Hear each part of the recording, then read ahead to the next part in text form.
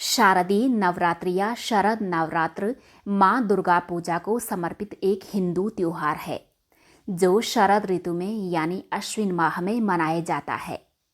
हिंदू परंपरा में नवरात्रि का त्योहार वर्ष में 2 बार प्रमुख रूप से मनाया जाता है।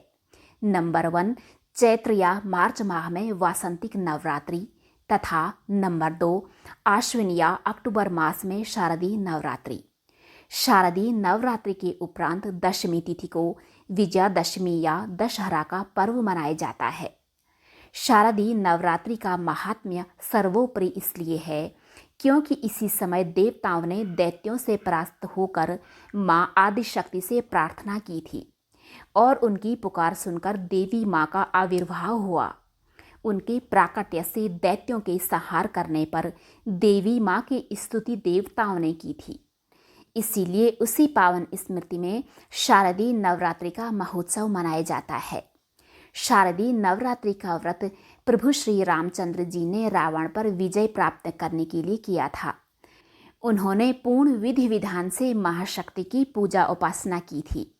महाभारत काल में पांडवों ने श्री कृष्ण जी के परामर्श पर शारदीय नवरात्रि की पावन बेला पर माँ दुर्गा महाशक्ति की उपासना विजय के लिए की थी। तब से तथा उसके पूर्व से शारदीय नवरात्र उपासना का क्रम चला आ रहा है। यह नवरात्रि इन्हीं कारणों से बड़ी नवरात्रि या महत्वपूर्ण नवरात्र एवं वार्षिकी नवरात्रि के रूप में मनाई जाती है।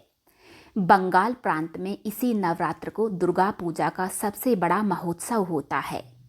बंगाल में सप्तमी, अष्टमी तथा नवमी की विशेष पूजा का विशेष महत्व माना जाता है।